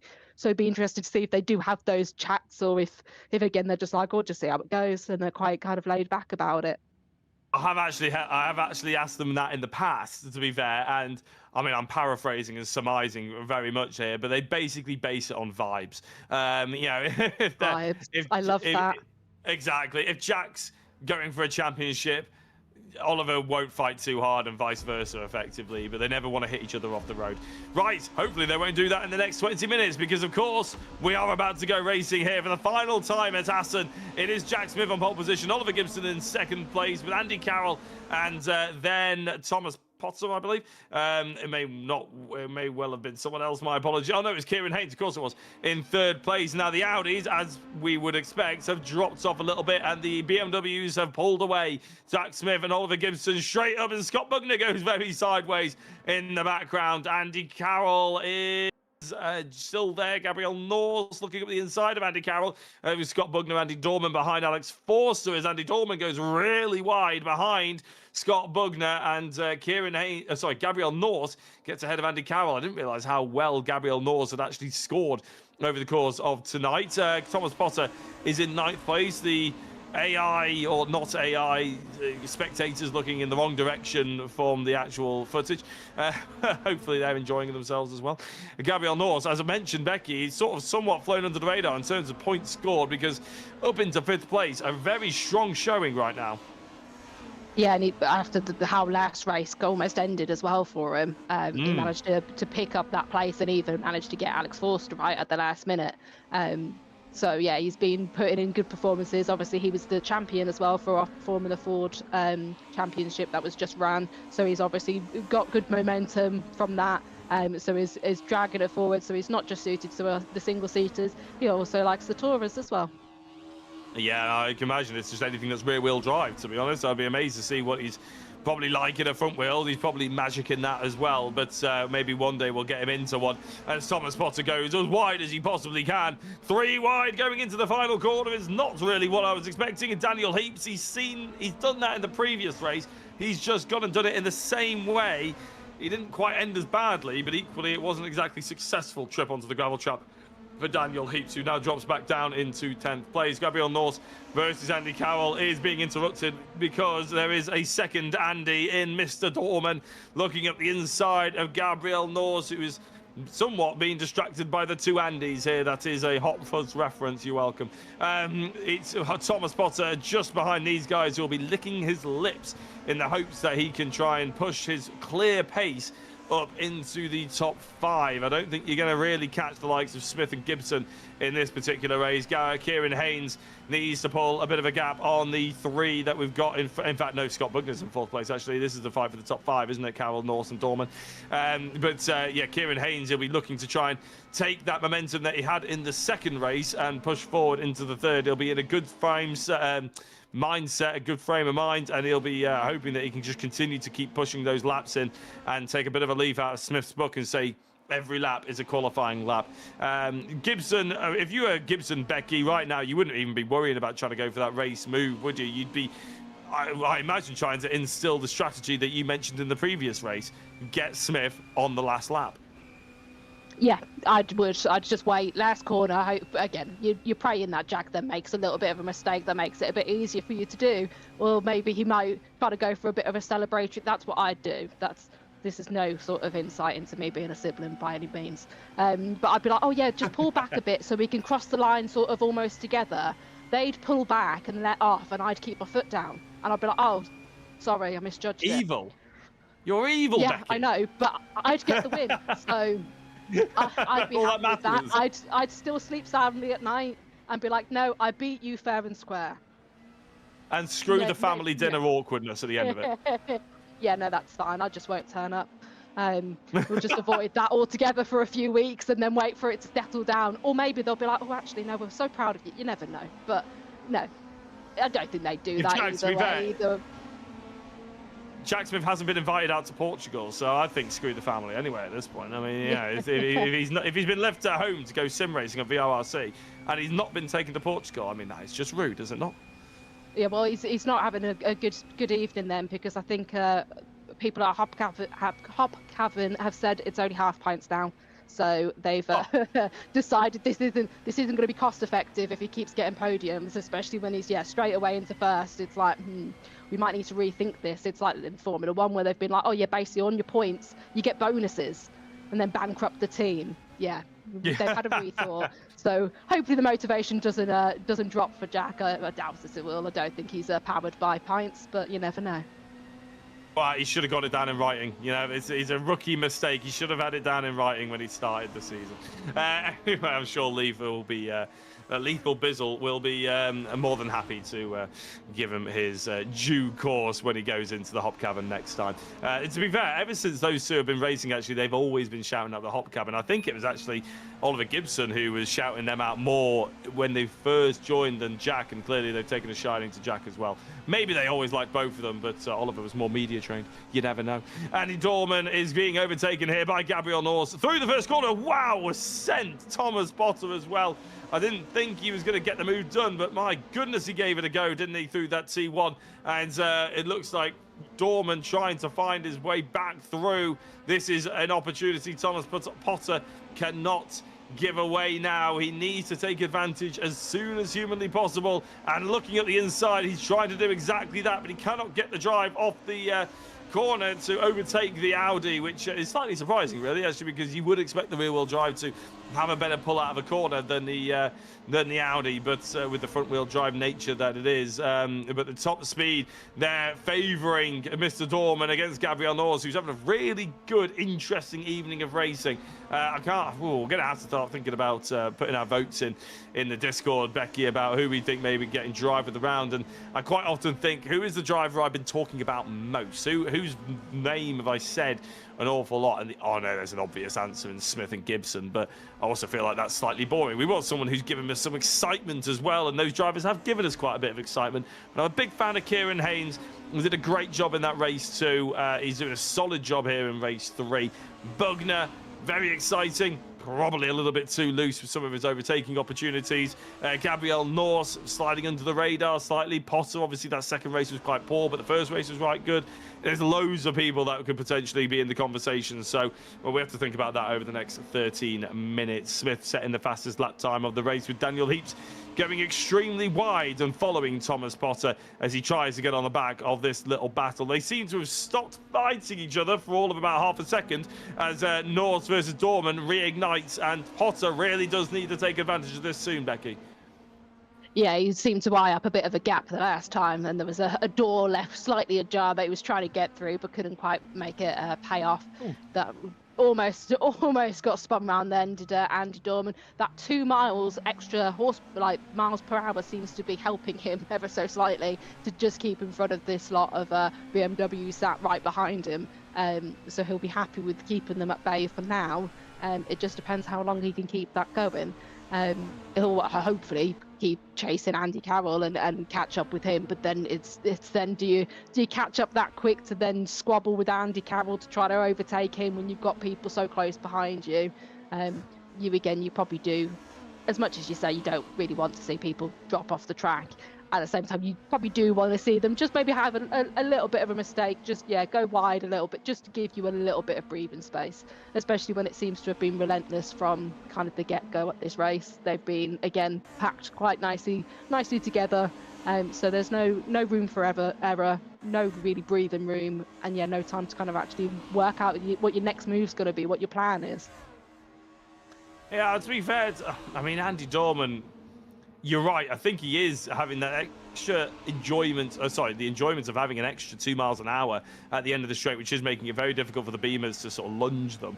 But he's also doing an absolutely brilliant job of parking his car on the exit, so the rear-wheel drive off the slower corners doesn't have the advantage that maybe it would. Going into the T1 here, we see it's a massive BMW advantage, but every time they go through there, it seems that the Audi, and coming out of this sort of long right hand into that left section, the Audi has been parked absolutely perfectly, so the two Beamers cannot get the run. If you look here, it's very slow, although it helps if Gabriel Norse just lunges and hits into the side as Potter goes round. Too much power, trying to nip up the inside of them. I don't know if there was any contact with Daniel Heaps behind, but it did just look like he had too much steering lock, applied a little bit too much throttle, Becky, and around Thomas Potter went in the same place he went around after contact with Jack Smith in first race.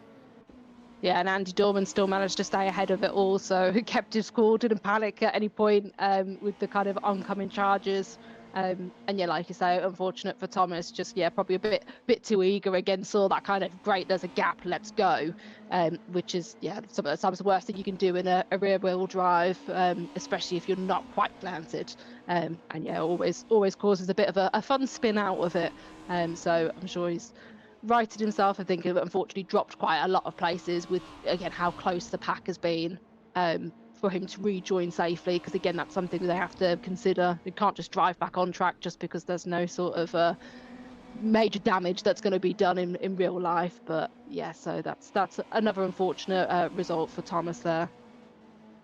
Yeah, to be fair, if anybody out there is watching that thinking, oh, that was a bit of a silly mistake or something like that, trust me, it is one of the easiest things to do in motorsport, because when you have that look for a race lead, or maybe just to try and nip two people, or you think, oh, they're squabbling, they're going wide, and there's this big open circuit in front of you, the first thing that pops into your mind is power. Get it neat, get it tidy, get it up the inside, and then power, and you just do it a fraction too soon before you let the steering lock off, trying to be a bit too greedy. I've done it myself at Snetterton, and it's just one of the most heartbreaking realizations when you sort of end up spinning the car around and looking at the other 20 cars coming barreling past you while you wait to spin the car back in the right direction. Yeah, heartbreaking for Thomas Potter. Not entirely sure where he's actually ended up, because my timing screen has somewhat frozen. Oh, he's 13th place on the left-hand side now. There he is.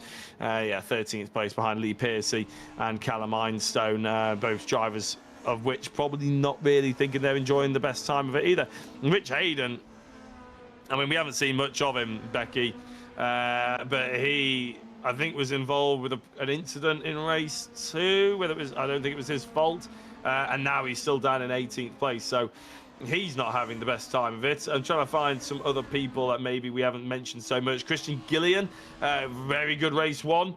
I think average race 2, but all the way down to 17th place in race number 3. That's not ideal either. Catherine Potter down in 20th.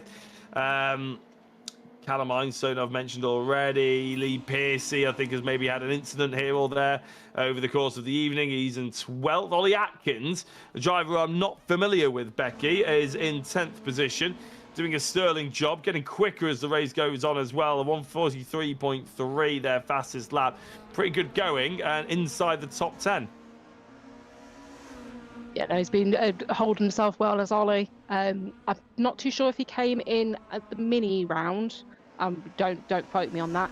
But he has been popping up in a few of the previous series. And again, I believe he was part of our Formula Ford as well. So we came in maybe on that one, actually. I might be getting confused with other people.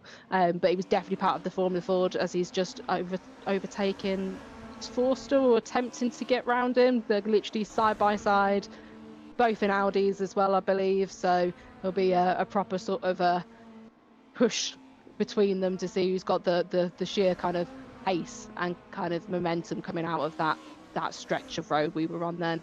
I'm not too sure how it's. I think he's stayed behind at the moment, so he'll be lining up again, because he's literally right on his bumper. He is all over it, isn't he? And he's got an opportunity to potentially take advantage of that, as Andy Dorman versus Carroll is in front of us. But we've got Oliver Gibson and Jack Smith in first and second. Kieran Haynes hasn't got too much of a gap behind him to Scott Bugner with 6.5 minutes to go. I think there's going to be a fight for third place. I was about to say second, a fight for third, as Alex Forster versus Ollie Atkins. Ollie Atkins has gotten past Alex Forster in 9th position. Daniel Heaps and Gabrielle Norse in, Gabrielle's in 7th place. Daniel Heaps is in 8th. We're looking currently at Dorman versus Andy, the two Andys. Giving as good as they can get, basically, both in these Audis, as Becky mentioned, and both pretty much on equal footing. It's going to come down to who's the braver. Oh my days, there's an awful lot of action going on here. This is the fight for 9th position. Yes, it is, because that's Alex Forster and Ollie Atkins, and even more carnage. And I'm not entirely sure Daniel Heaps is in there. Yes, he is. Lee Pearcey, who's just jumped into 9th place. Thomas Potter, as a consequence, is there. It took me a while to actually figure out who this gaggle of cars involved, but that is a real sort of battle that's going on for inside these top tens, as Thomas Potter is going to be thankful to see the back of that corner as the checkered flag drops. He's had so much contact there as he tries to wiggle his way through. Yeah, I think Lee Piercy is definitely due some good luck this evening as well with the previous results from race 1 and race 2. I don't think he ended too well in either of those, so he'll be happy with picking up that 9th place. From again, I think he probably came from kind of P11, P12, so probably wasn't expecting that, but just let the other cars do what they were doing and managed to find that gap and get past them all. And just obviously just needs to build that gap so nobody does the same sort of move that he's just done on a few cars, and they'll do it to him in the next kind of couple of laps. Yeah, you're absolutely right. So I was actually typing there, so apologies, Becky. But yeah, Ollie Atkins leading Thomas Potter for the time being, as I just try and figure out who's in front of us. We were just talking about the driver of the round, and I was trying to think in my head, who's my vote? Who am I going to give it to? But Ollie has been brilliant here as he's fending off Thomas Potter. I know there'll be a large portion of the YouTube chat who'll be cheering on the black and green BMW, but Ollie is doing an exceptional job in that Audi to keep him behind for the time being, with Lee Piercy, who's finally got ahead and is showing some good pace as well while he's at it. Where is Lee Piercy's pace coming from? I'm just trying to see what kind of lap times he's been putting in on that previous one since he's got into this position. 143.9, 143.4 is his fastest, which is actually relatively slower than everybody ahead of them.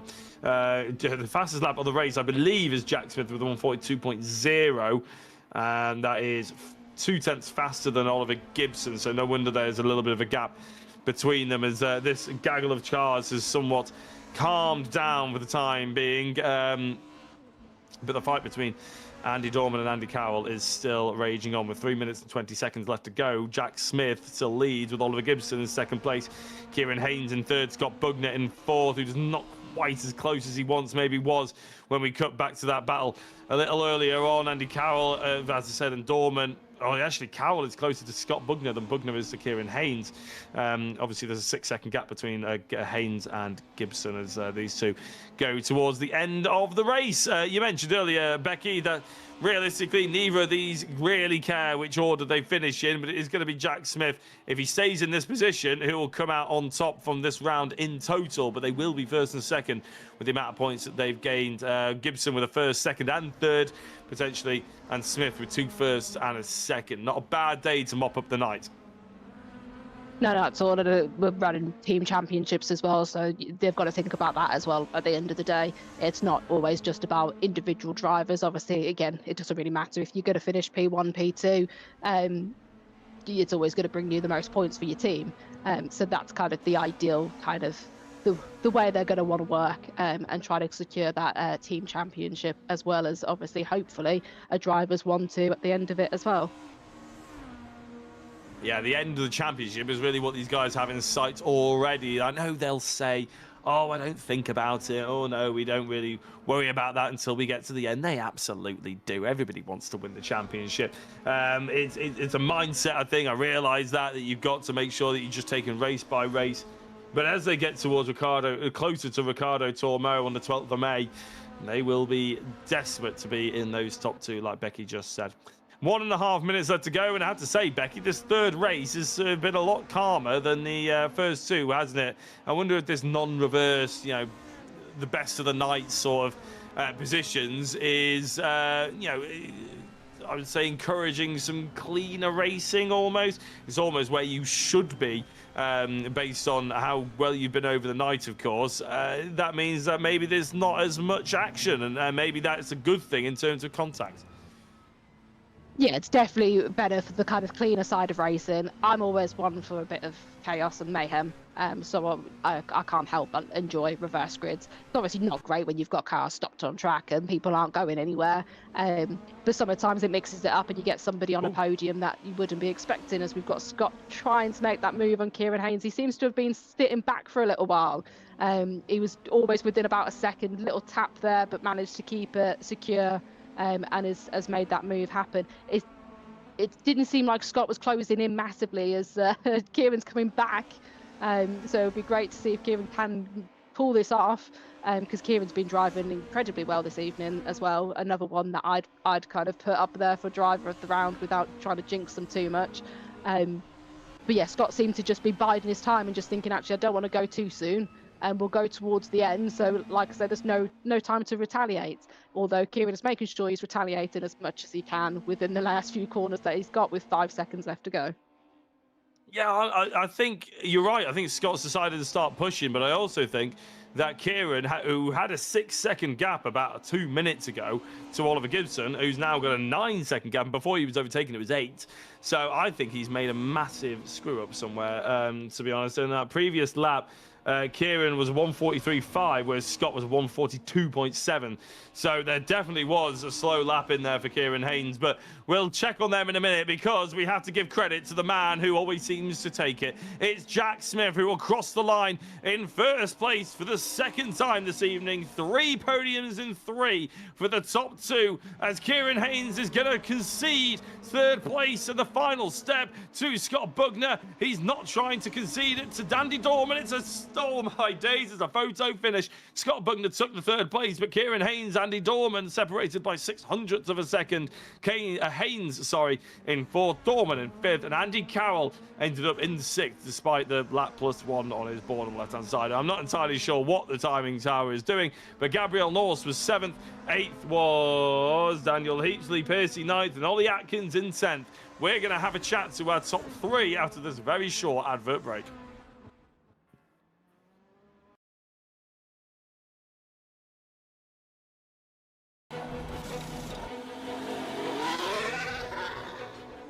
I've had a lot of challenges in my life, and Helen was always there, supporting me through everything.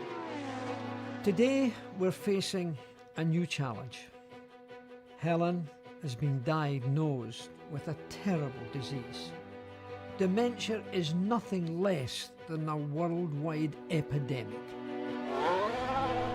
Formula One moves fast.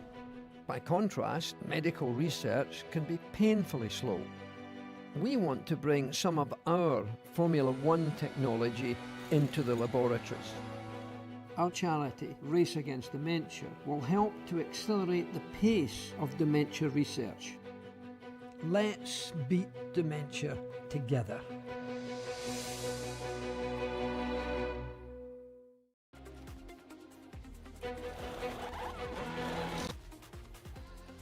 So the final interviews of the evening then, and of course our top 3 from race number 3 are the recipients. Scott Bugner was on the bottom step of the podium, and I tell you what, Scott, that final couple of laps, wow, started to light it up there, didn't you? How was it?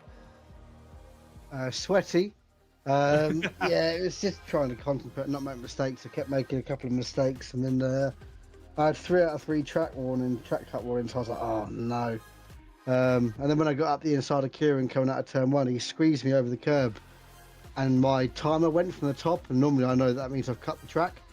But luckily enough, because I was like 2 seconds off my average time, it didn't ping up for me, which is good. So how did you catch up to Kieran? Because at one point we were looking, there was about 2 minutes to go. There was about a second and a half difference between you and Kieran Kieran was 6 seconds off Oliver Gibson. So, and all of a sudden, we cut back to you on that final lap, and you're together, and there's an 8-second gap between yourself and Oliver Gibson. So, what happened there? Did he make a mistake, or did you just turn it on? To be honest, I think a bit of both, really. I think I saw him run wide, sort of penultimate corner or something, and it dropped him back a tenth or two, and I think it just got me in the slipstream.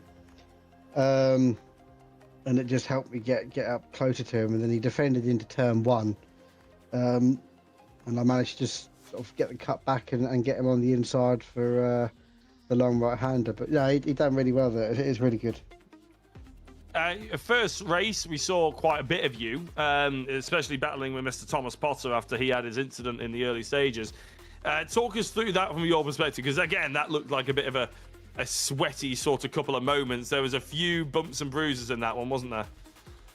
Yeah, I'm not allowed to comment. I'm not allowed to comment. No, it was, we'll call it hard racing, maybe. yeah, I say I have to bite my tongue on certain things, but it was okay. It was good. The position stayed how they should have been, yeah. Next question. Fair enough. Well, I'll tell you what the next question is going to be. I'm going to ask you to give a couple of shout outs. But before we do, we would like to say that obviously, because judicials are not part of our decision with this, that we've given you the driver of the round. So congratulations. We gave it to you because ultimately it was very entertaining watching you, Scott. It was, whether it was for, sometimes good, sometimes sideways, then it was still always a pleasure watching you. So congratulations on getting our driver of the round. Thank you very much. Thank you. Is there anybody you'd like to give a shout out to before we let you go? Well, I know my missus is watching downstairs, and I think my family are watching. And a shout out to all the marshals at Dorrington that put my car, got the fire out of my car on Sunday that I had. So a big shout out to the Orange Army, they call them. Yeah, absolutely. Orange Army do the Lord's work, really, don't they? It's fantastic that they do it voluntarily and putting fires out and stuff like that. It's brilliant to put themselves in harm's way just to save a race car, really. It's astonishing, isn't it? Well, fantastic. Thank you very much, Scott. And we'll probably speak to you next week. Thank you very much. Moving on to second place and completing the trifecta of podiums available to him in this evening, Oliver Gibson. Oliver, how the devil are we after that one? Oh, I am sweaty, hot and tired, I think, after that.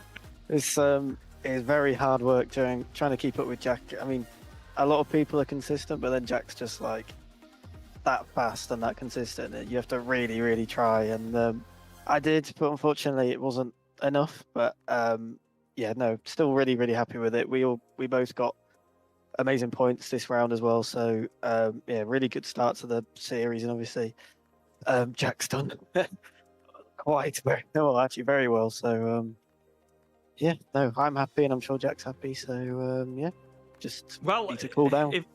If it helps, Oliver, the sweat, the heat was worth it, I would say, because realistically there was only one driver that I had seen all evening to get a 142 dead, and that was, of course, Jack.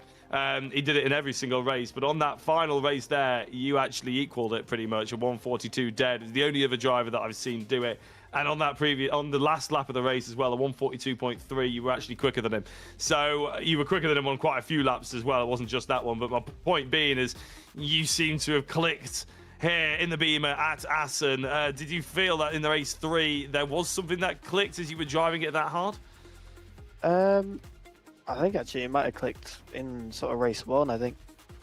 Because I was behind Jack and Thomas for a while. So I think following them, I managed to just find that little extra bit that they had. So but obviously in that third race, definitely towards the end, I did feel quite quick, just a few mistakes, and then Scott mentioned about track limits as well, and I had a few warnings, so I had to be a little bit careful towards the end. But I am really happy with the pace. Obviously Jack's taught me a lot over the years, and a little advert: you can now be taught by Jack. So, as it says on the car there, Jack's Racing School.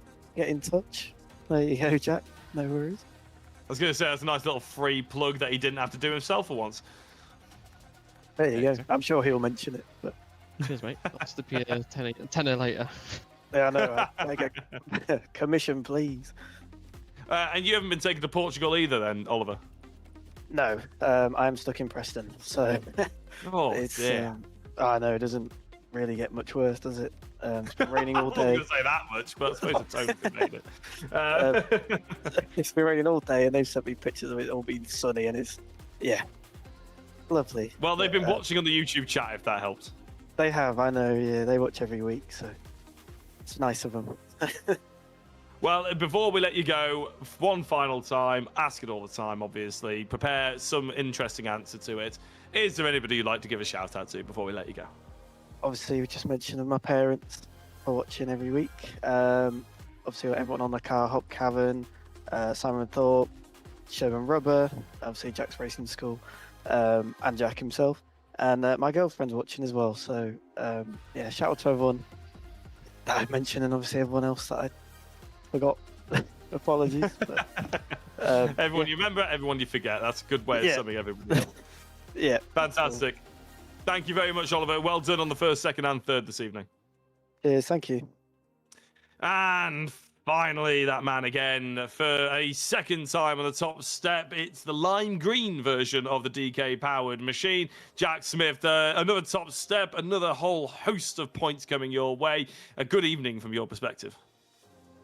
Yeah, it doesn't get much better, does it, really? So, yeah, super happy with that. Ollie was really fast that race. I don't know where that came from, but yeah, he was next level. He was beating me on a, like you said, more than half of the laps he was probably faster than me, I think. So, yeah, I think if he was closer on the grid, I think we would have had an actual battle like on track, but didn't want to make it too easy. So yeah, I just kept pushing every single lap. There wasn't much else I could have put down. So yeah, for Ollie to be catching, and he got so close to being within slipstream distance, and it was not easy at all. I had to really try. So yeah, well done to Ollie. He did a great job there, and yeah, I just love this track. This track's so fun to drive. It's crazy. I'll be honest, I was eating my dinner downstairs, and then all of a sudden I thought, I really should actually have a look at what circuit we're racing today. And because I just thought, I saw the Dutch flag, I just thought, it's just Zandvoort. And then also I saw it as Assen. I haven't had much interaction with Assen at all, but it's a fantastic circuit for touring cars, isn't it? It's unbelievable. We did it a few times in the past now. We did it with, I think we did it with the 1 Series, that 1 Series Cup that we did a while back now, and we did it with TTRs as well. Yeah, I mean, both times it worked, and this time it's worked as well. So it flows so nicely. The first sector's it's slower. You can make loads of dive bomb moves, and then middle sector picks up a little bit, and then the final sector is just flat out, and it's got a mix of everything. And yeah, it's a great way to start the season. Yeah, I don't know where. I don't even know myself how I've got the pace that I have. I just did. But you got to put 100% in, and yeah, that's what I did. I put it down. So hopefully setting a benchmark for the season, and yeah, the DK Power Boys are going to be pushing on from here for sure. So yeah. Well, looking forward to seeing how you progress through the rest of the championship, Jack. I'll give you the opportunity. Come on, let's go. What is Jack's racing school? So, Jack's Racing School is a little basically one-to-one coaching thing that I've started. Essentially, for a whole hour, you get me to teach you every single thing that I know about sim racing or racing in general. We can do literally anything from racecraft. I can teach how to use the telemetry software, car setup, anything to do with sim racing at all. That's what the service is for. So, yeah, just me giving back a little bit, and yeah, I mean, I want more people at the front of the grid. That's my philosophy. I want people to beat my reference time when I coach them. So, yeah, that's how I coach my sessions. So, yeah, if you want to get involved, there is a link on my Discord profile, and you can book a session today. Yeah, so I look forward to seeing you all there. Jack Evans stops winning championships, and all of a sudden the Jack's Racing School disappears from Discord. You'll know exactly why. Thank you very much, Jack. I'll ask you to give a shout out to anybody, but I've just seen Elaine Gibson has made us all jealous by saying it's lovely in Portugal, so I don't think they deserve another shout out. No, I'm kidding. Anybody else you want to give that shout out to? No, I think honestly everyone's been shouted out. Really, it's yeah, also 3 attempts to shout out people, you sort of run out at the end of the day. Yeah. So, but yeah, I think Hoppy said something about only getting half pints in the yeah, shocking, and I think you should take his back. I can't believe that. Oh, contract's contract, mate, isn't it? So no, brilliant. Yeah, I'll let you take that up with him. Fantastic, well done, Jack, for the couple of race wins and the second place. Yeah, cheers, mate. Thank you. Right, well, that is all about time we have time for, to be honest. It's a bit of a quick wrap-up, but it's been a brilliant evening of racing here at Assen for the VRRC World Super Touring Car here. We've got this is the first round. We've got like 8 more to go. So it's going to be a really great championship. Please do follow along. We are next week at Bathurst, one of the best circuits in the world, one of the most difficult to drive as well, especially that mountain section. It's going to be absolutely amazing. Big thanks to Becky for being my co-host for this evening. My name has been Jack Oliphant. I will be back next week for Bathurst, of course. I'll be joined by Reeve Taylor, actually, I think, as co-host. But Becky, thank you very much. Is there anything you'd like to say before we let you go? Just again, absolute pleasure to always be involved with the racing on a Tuesday evening, especially when it's miserable for me where I am as well. Not quite nice and sunny as it is in Portugal. I can hear the rain on the window outside. I'm just not looking outside. So no, it's been absolutely great racing again as always from VRRC. And again, looking forward to coming back in a couple of rounds' time. I'll see everybody on round 3. You will, yeah, exactly, with Richard John Niels, so I'm sure you'll enjoy that one. Big thank you to everybody watching. Please do like, subscribe, follow along for the ride, and we'll see you next week.